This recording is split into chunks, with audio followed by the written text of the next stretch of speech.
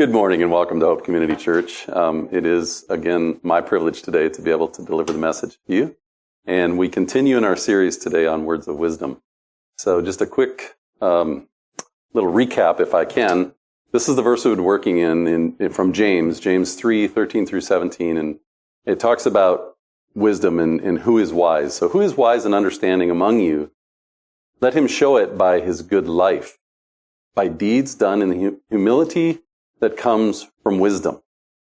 But if you harbor bitter envy and selfish ambition in your hearts, do not boast about it or deny the truth.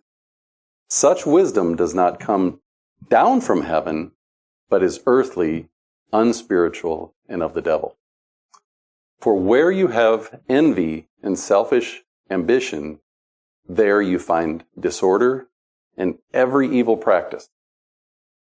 The wisdom that comes from heaven is first of all pure, then peace-loving, considerate, submissive, full of mercy and good fruit, impartial and sincere. So we've been talking about this now for a couple of weeks. And in words of wisdom, so we think of wisdom and we think of what goes on between our ears, right? That's where wisdom lives. But actually wisdom, biblical wisdom, says he's asking the question, who's wise and understanding among you? Let them show it. So wisdom has to manifest itself in thoughts and action, from thoughts and attitudes into action. So wisdom is not just something that resides between our ears. It's something that is lived out as an expression of our faith. And so last week, Mike talked about pure. The week before he introduced the series.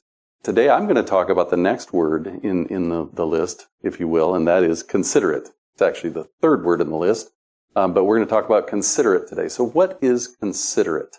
What's it mean to be considerate to others? Being considerate to others is really it's a concept that is pretty familiar to us, and we use the word, they're a very considerate person. But what's it really mean? It means that people are seeking to find common ground with others. Something that's not very common in some of our places, but we use the word considerate frequently. It's being reasonable or reasonableness. And here's another one that is also very rare. Listening to understand. It may be easy, or maybe not so easy, to listen to understand here. But when you're in a conversation with someone, how do we typically listen? What are we doing when we listen? We're reloading, right? We're not actually listening to hear what people are saying and to understand what they're saying. We're just reloading what we're going to say next. How different would the world be if we were actually considerate enough to listen to understand? That's what we're going to talk about today. Mike talks about and the verse talks about wisdom from above and wisdom from below. Wisdom from above comes from heaven, comes from God. Wisdom from below, where does that come from? The world, right here. And it talks about it's unspiritual of the devil. That's interesting. What does the word devil literally mean? To divide, right? I always think of deviled eggs, right? Deviled eggs are cut in half. They're divided. And so, which I love deviled eggs, by the way, so next picnic. So you think of the devil. It's for the purpose of division. How far do we have to look to find divisiveness, to find people divided from each other? Not very far, right? Not very far at all. So we think about it in the sacred realm. Do we have divisions in our churches today? At large? Of course we do. Massive division. I looked this up yesterday, and I don't know if this is reliable or not. How many Christian denominations do you think there are in the world today? The number shocked me. 45,000. Christian denominations, not religions, Christian denominations. Think about how many times our Lord has been divided into these little tiny, minuscule, many times minor issues that divide people. That's in our churches. What about in the corporate environment? Any divisiveness there? Of course. Of course. We see leaders, because of their own insecurities and their own issues, what do? They lead by command and control.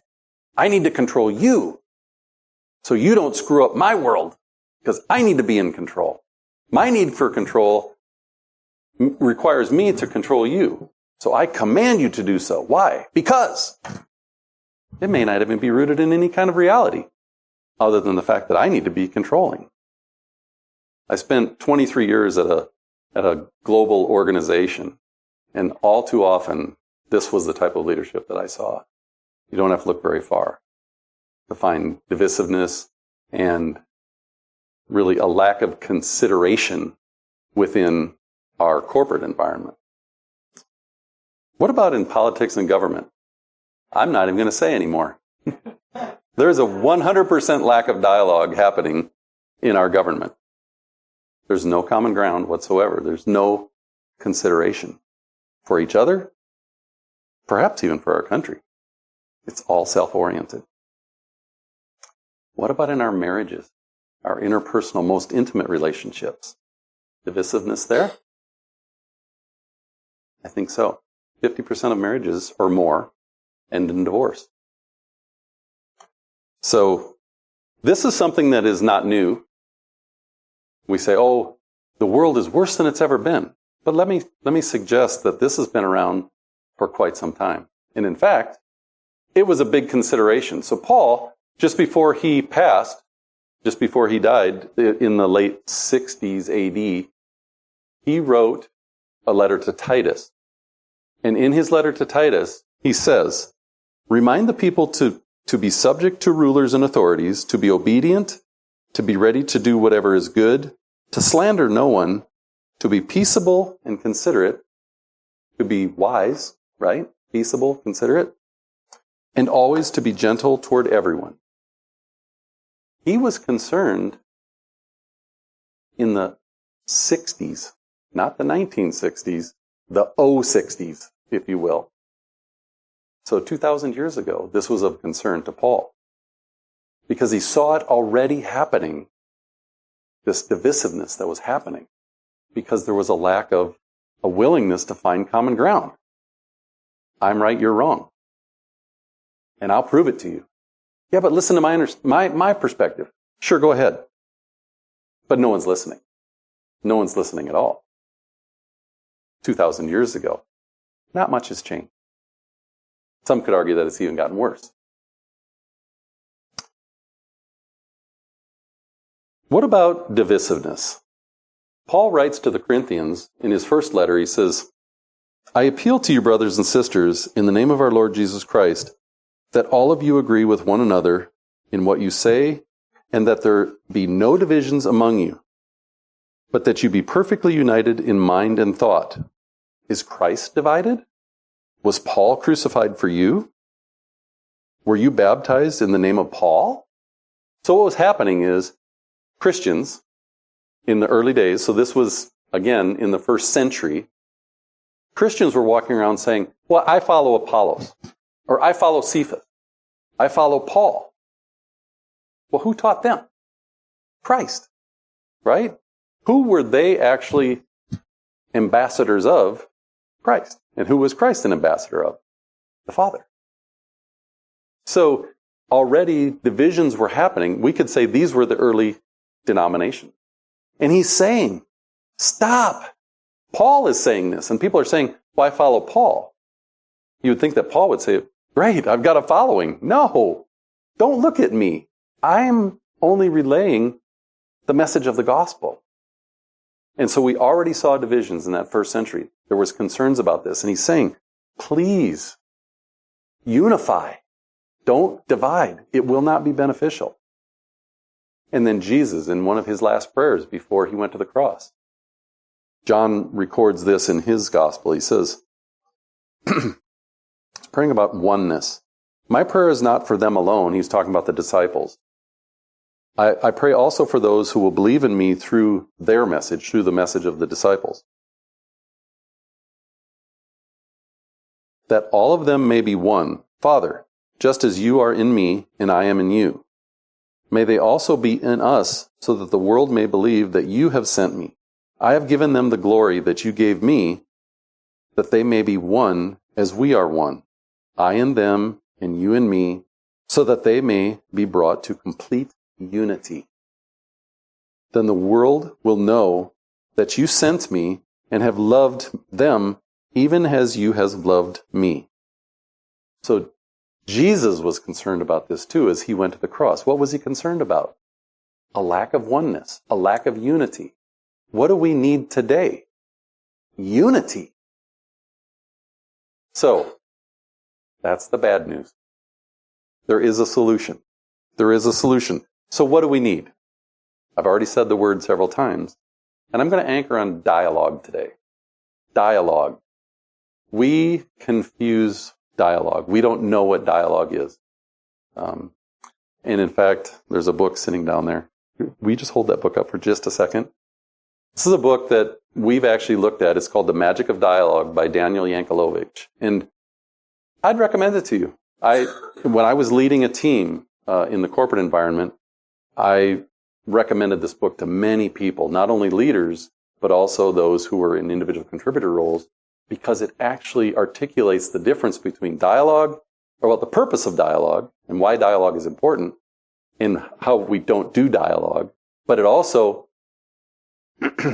talks about what are the barriers, what do we confuse dialogue with?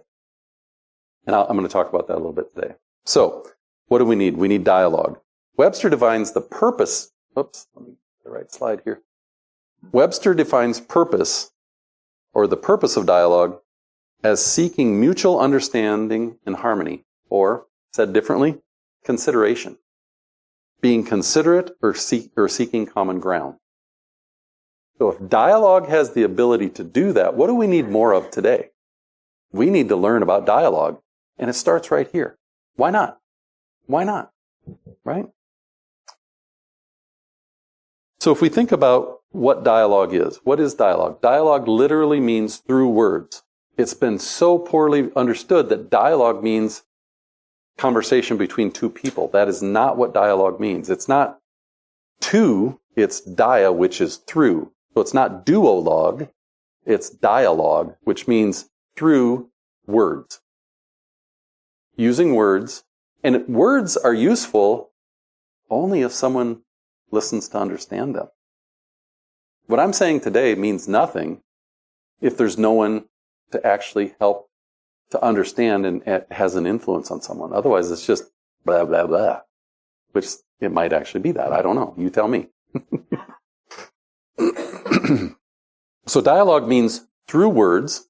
It does not mean between two people. A group of people can have dialogue. We have our first community service, which is the service at 9 o'clock in the morning. And it's more of a dialogue that we have because there's much more interaction. This is more of a monologue. Me, one person sharing words. A dialogue is different than a monologue in that dialogue means through words, and it can be a group of people or it can be just two people talking. But it's through words, and it's often confused with debate. What's the problem with that?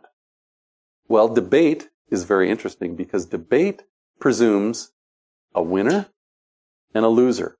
What's the purpose of debate? To argue your point and to exert influence over someone else so that they come to your way of believing. That's arguably the opposite of dialogue. Dialogue is common ground, mutual understanding, not forget what you believe and believe what I believe. That's what debate is. So we oftentimes confuse exerting influence and debating rather than dialogue, gaining common ground, mutual understanding, being considerate with each other and to each other. Other things that it gets confused with is deliberation, decision-making, and discussion. These are different things than dialogue. Dialogue is seeking common ground. The purpose of it is to come together and listen to understand. A word I love, curiosity. We lack curiosity. When was the last time you actually met someone and you're just like, man, I'm just really curious to get to know this person. Or I really want to get to know this person. And they start talking and you find this common ground. Then pretty soon what happens? I need to start getting into the beliefs, and then I need to start exerting influence on people, right? Let's remain curious. It's really beneficial. So dialogue versus debate. Dialogue is collaborative. Debate is combative. Arguing. It's a war of words. A winner and a loser will be the result. Dialogue, no winner, no loser. It's collaborative. I want to help you understand me, and really importantly, I want to understand you. Common ground versus winning or losing. Listening to understand rather than listening to respond. Someone once said, it's really, really helpful if I sit on my hands when someone's talking to me. And I said, I think we need to sit on our head. Because it's our head that's the problem. Shh. Just remain curious. Listen to understand. There will be plenty of time for you to talk. Plenty of time for you to express yourself. So why dialogue? Dialogue has both tangible and intangible benefits. I argue benefits that we need. A couple things that didn't make it on the slide. Dialogue actually facilitates reconciliation. How did Paul describe the gospel? It's a gospel of reconciliation. And so when we think about the fact that dialogue actually has the ability to facilitate reconciliation, I think dialogue, arguably, is being Christ-like. And I'll give you some examples of how Christ entered into dialogue with sinners. We'll get to that in a moment. It results, one of the consequences or the outputs of dialogue is that it creates more trust and closer relationships.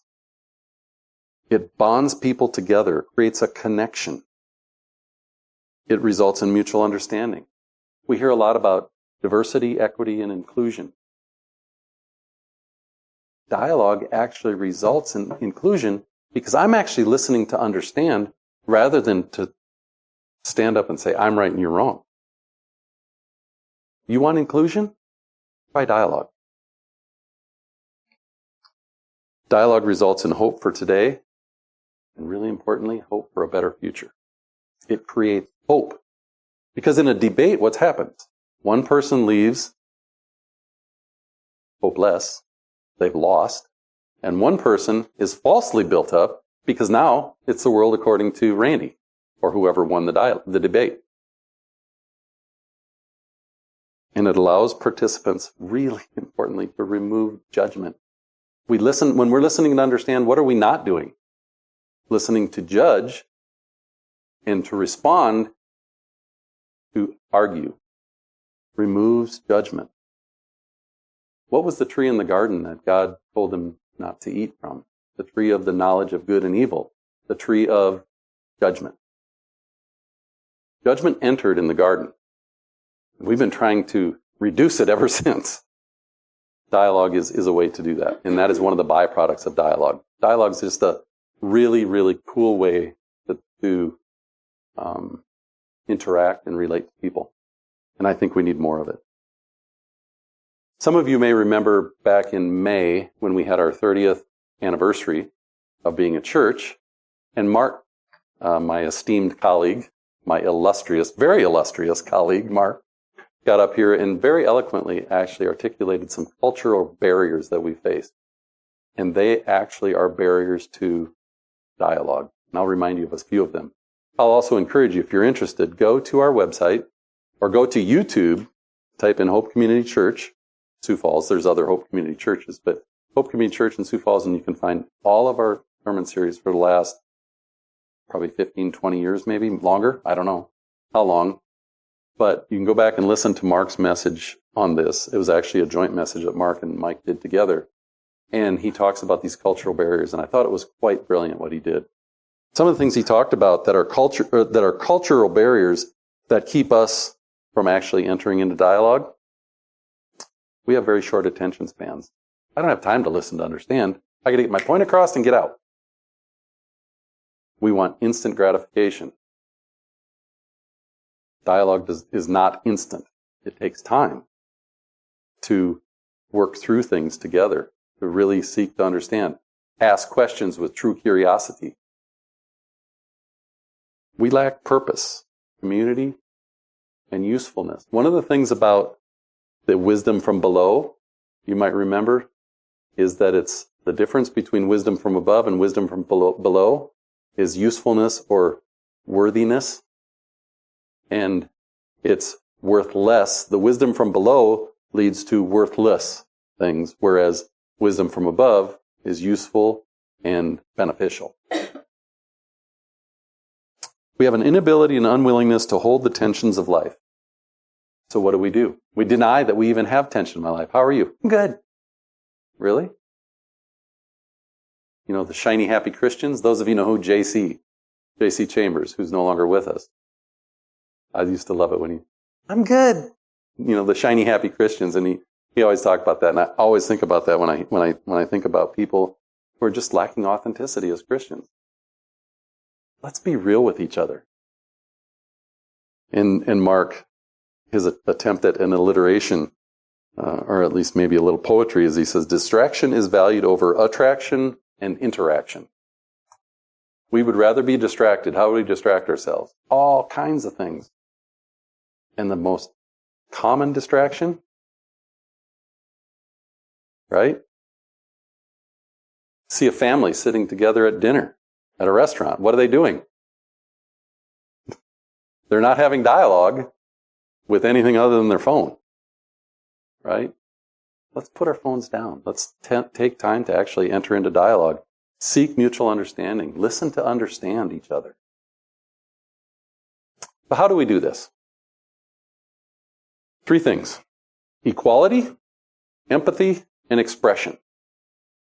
So if we think about equality, equality means that there's no coercion. Don't be coercive. There's no arm twisting or no pulling of rank. What's that mean? That means you need to humble yourself or be humbled. Be humble in your approach. How did Jesus describe himself? He is humble and gentle. Those are the 2 things that he described himself as. Let's be more Christ-like. Listening with empathy. Empathic listening is a lost art, and I want to reclaim it. And I think we should. Listening with empathy. What's it mean to be empathetic? It's the ability to think someone else's thoughts and feel someone else's feelings. How are you going to do that? By listening to understand. What are you really feeling? What are you really thinking? I want to know. I'm curious. I care about you enough to listen without the need to even respond. One of my favorite things that I say to people that I'm around is, that's interesting. Help me understand. Help me understand. Now, some of the people who used to work for me were like, yeah, I know that you don't agree with me when you say that. It's like, no, I'm trying to remain curious. I really am. But it's important. It's really an important thing. Help me understand. Be empathetic. I want to understand your thoughts and feelings, the deep ones, not just the surfacey stuff, not just the shiny, happy stuff. What's going on? What's really going on in your life? I care. You care about each other. Demonstrate it through the willingness to empathically listen. And then expression. We talk about expression a lot. It's saying what's real and true. For dialogue to happen, we need to express our assumptions for the purpose of increasing common ground and understanding. Not expressing my assumptions to try to get you to believe that they're right. It's expression, not exertion. I'm not exerting my influence on you to try to get you to believe the way that I believe, that my assumptions are correct. It's just, here's what I believe. Here are my assumptions coming into this conversation so that you know who you're talking to. You don't have to believe what I believe. Now tell me what your assumptions are. Tell me your assumptions. And what we can do then is find some common ground from which we can actually grow and build our relationship and have more dialogue, be more considerate, be more empathetic toward each other, and get through this thing together. There's a reason that there's a bunch of us here. God looked at Adam and said, it's not good that he's alone. And he's right. We don't do well by ourselves. So remain curious and listen to understand. Remove the desire to influence. And very importantly, remove judgment. Don't judge it. Just let it be. Not everything has to be right and wrong. I think our churches need to hear this as much as anyone needs to hear this. So, in Proverbs it says, and this is sort of a biblical application, where do we see this playing out in the Bible? Very simple verse from Proverbs. A gentle answer turns away wrath, but a harsh word stirs up anger. I think there's wisdom in that. That's wise. Another biblical application here where we see this playing out in the Bible. And as we look at these examples, think about, remember it's equality, meaning there's no hierarchy, empathy, listening, caring, listening with your heart, if you will, and expression. So if we look at this verse from John. My command is this, love each other as I have loved you. Greater love has no man than this, to lay down one's life for one's friends. You are my friends, Jesus is saying. If you do what I command, I no longer call you servants, because a servant does not know his master's business. Instead, I have called you friends, for everything that I learned from my Father I have made known to you. Jesus calls us friends. And then he clarifies, what's the difference between a friend and a servant? Servants carry out orders. Friends understand, if you will, the why behind this. You don't tell your servants your business, but you tell your friends about your business. You tell your friends about the deep things. And that's what Jesus is saying here. You're my friends. I have shared with you everything about me and why I'm here. I have come to reveal the Father to you and to inaugurate a new covenant so that you can live free of law. And he says, I'm sharing my business with you. You are my friends. I want to be in dialogue with you. I've been in dialogue with you. I've shared all of my beliefs and thoughts and understanding of the Father so that you can now be one with each other. And then he goes on to say, you did not choose me, but I chose you and appointed you so that you might go and bear fruit that will last. And so that whatever you ask in my name, the Father will give you. This is my command. Love each other. Why did he do this? It says right here, I've done this so that you can go and bear fruit. That's the why.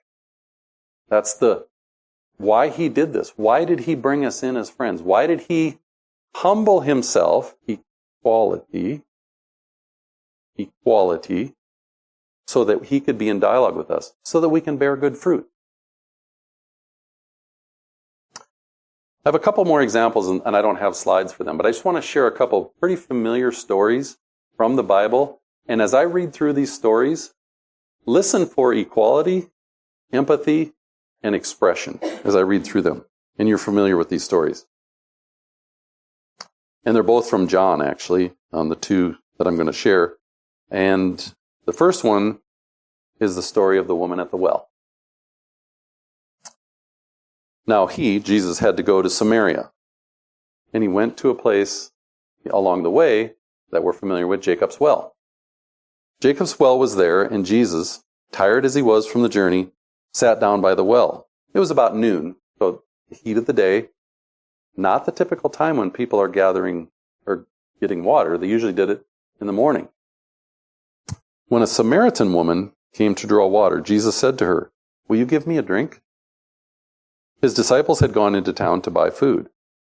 The Samaritan woman said to him, "You are a Jew, and I'm a Samaritan woman. How can you ask me for a drink?" Samaritans and Jews did not talk to each other. There was no equality. Yet he humbled himself and asked the Samaritan woman for a drink. Jesus answered her, "If you knew the gift of God and who it is that asks you for a drink, you would have asked him, and he would have given you living water." "Sir," the woman said, "you have nothing to draw with, and the well is deep. Where can you get this living water?" Jesus answered, "Everyone who drinks this water will be thirsty again, but whoever drinks the water I give them will never thirst again. Indeed, the water I give them will become in them a spring of water welling up to eternal life." He told her, "Go call your husband and come back." "I have no husband," she replied. Jesus said to her, "You're right. When you say you have no husband, the fact is you have had 5 husbands, and the man you now have is not your husband." "What you have just said is quite true," the woman said. "I know that Messiah, called Christ, is coming.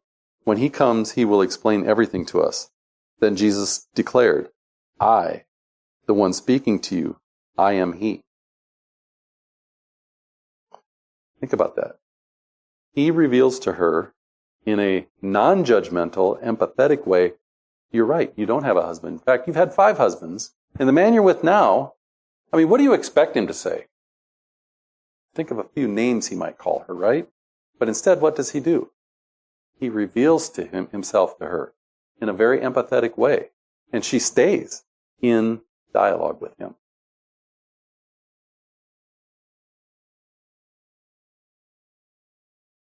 Just then his disciples returned and were surprised to find him talking with a woman. But no one asked, "What do you want?" or "Why are you talking with her?" Many of the Samaritans from that town believed in him because of the woman's testimony. "He told me everything I did." So when the Samaritans came to him, they urged him to stay with them, and he stayed 2 days. And because of his words, many more became believers. Think about what happened based on this dialogue over a drink of water. Many people came to the Lord because of this moment of dialogue, lack of judgment and empathy. If Jesus, the most pure person to ever walk the face of the planet, the only pure person to ever walk the face of the planet, can enter into dialogue and be empathetic, could we? Could we? Remove judgment. Next story, another familiar story, another similar story. And I just want to point out, these talk about women. They could talk about men too. The adulterous man we could replace this. There's no difference. It's just the cultural implications of when this was written. Obviously, that's the problem. So please don't be offended by that, any of you. Anyone. Next story, another story from John, a little bit later. And this is the story of the woman caught in adultery. The teachers of the law and the Pharisees brought in a woman caught in adultery. They made her stand before the group and said to Jesus, "Teacher, this woman was caught in the act of adultery. In the law of Moses, we are commanded to stone such women. Now, what do you say?" The Pharisees judge, jury, and executioners, right? Because they're following the law. No dialogue, no empathy, just command and control. We got to deal with this, and we will deal with it by stoning her. So they're trying to trap Jesus, right? Because Well, that was their job, to trap Jesus. Okay? They were using this question as a trap in order to have a basis of accusing Jesus. But Jesus bent down and started to write on the ground with his finger. I would love to know what he wrote, but I'm going to speculate here. I think Jesus might have been writing assumptions down. Assumptions that they have that revealed to them who they are. Maybe he was listing a few things that maybe they are guilty of. I don't know. But it was impactful. When they kept on questioning him, he straightened up and said to them, let any one of you who is without sin be the first to throw a stone at her. Again he stooped down and wrote on the ground. At this, those who heard began to go away one at a time. The older ones first. Think about that. The older ones, the more wise one first. Maybe. Now that I'm getting older, I like to say that. Until only Jesus was left with the woman still standing there. Jesus straightened up and asked her, Woman, where are they? Has no one condemned you? No one, sir, she said. Imagine how terrified she was coming into this and how she must feel now as a result of equality, empathy, and expression. No one, sir, she said. Then neither do I condemn you, Jesus declared. Go now and leave your life of sin. Do you think she had the ability to actually experience a change in belief, to be transformed by this experience? She was facing certain death.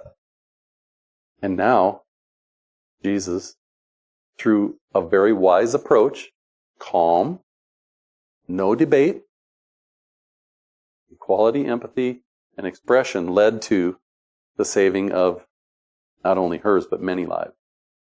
Dialogue is powerful. So quick practical application of this, and then we'll wrap up. You've heard this before if you've been around here. 5 steps. How do we do this? You have 5 steps that are actually a good analog to entering into dialogue. So equality, empathy, and expression. And we're going to sort of converge these 2 things together. So when you're dealing with yourself, when you're dealing with each other, or when you're dealing with God, this is a good way to do it. Very practical approach here. Be real. That is, bring your whole self into the dialogue. What does that mean? Be real. Be authentic. Are you going to approach God or approach yourself with, I'm fine. I'm just going to fake it till I make it. Good luck. Doesn't work. Be real. Bring your whole self to the dialogue with each other. Talk about the deep, painful things with each other and the deep, really joyful things with each other, because it creates common ground and greater understanding. Be still. Remove judgment. Lean into the ability, God's ability, to empathize or sympathize with us so that we can empathize and sympathize with others. It's His love that pours to us and through us that allows us to love. And I would argue that it's His sympathy and empathy for our situation that allows us to actually be empathetic and sympathetic toward others. Jesus demonstrated this. I've read a couple of stories, right? Where He was non-judgmental and very kind, considerate, found common ground, and it had tremendous benefit. We're still reading the story 2,000 years later. Breathe or speak freely. This is where we express our assumptions. We want to express, not rant, not rave, not exert, not judge, just express it. And then the person on the other end, in dialogue, does what? Listens to understand the assumptions so that we can find common ground, so that we can be considerate toward each other and wise, ultimately. And the result of this will be that we can wait perseveringly. We all have things we don't want and want things we don't have. Stop faking it. We all have them. Let's talk about it. Let's use dialogue to soothe each other so that we can wait perseveringly and that we can claim His promises. What do I mean by claim His promises? Believe them. God makes promises to us, and He's a promise keeper. Grab onto them like they're your next breath. Because His promises to you are that He sees you and that He sympathizes with you. He deals gently with you. He chooses you. He changes you. You don't need to change yourself to get to Him. He changes you. How? Through dialogue. Spend time in His Word. Spend time talking with other people who are like-minded. Talk about what you're really dealing with. Talk about your doubts, your fears, your concerns, the deep-rooted things that you deal with. And talk to Him about it. And remove judgment. And then respond gently. First and foremost, respond gently to who? Yourself. Yourself. And then respond gently to others. Why? Because He's gentle and humble in heart. He's willing to be in dialogue with us. That's different. That's unique. Who did Jesus reveal when He came? The Father. What's the Father like? Jesus. Gentle, humble, caring, willing to enter into dialogue with you. Bring your whole self to Him when you spend time with Him. Bring your cares and your concern. Bring your deep-rooted assumptions. He can handle it. He can handle it. Let's get into dialogue with each other, and let's get into dialogue with Him. Transformation takes time. It does, and it's not easy. But it's worthwhile. If this is the first time you're hearing this, or the first time you've actually thought about this, keep coming back. You're going to hear a common theme throughout. And I think that that if we can become a core of people who are willing to do this, just think of the impact that it could have. One woman, one adulterous woman, at a well sitting next to Jesus resulted in many Samaritans becoming believers. What could happen if we actually use dialogue? What benefit would I get in my life if I actually was more empathetic and willing to express the deep concerns that I have in my life? And and really importantly, willing to listen to your concerns and be empathetic and non-judgmental toward your concerns. Huge difference. Takes time, people. But let's start today. For closing prayer. Father, thank you that you would consider coming to be with us so that we could understand that you do indeed empathize and that you understand us very deeply because you walked a mile in our shoes. Father, help us to lean into the concepts of equality, empathy, and expression. Help us to remove judgment as we engage with ourselves, with others, and very importantly with you. Help us to be real, to be still and know that you are God and that you will be exalted in the heavens and on the earth. Help us to be authentic with ourselves, with each other, and with you, so that we may be transformed by the renewing of our minds. And I pray this in Jesus' name. Amen. Thanks for coming. I hope you come back.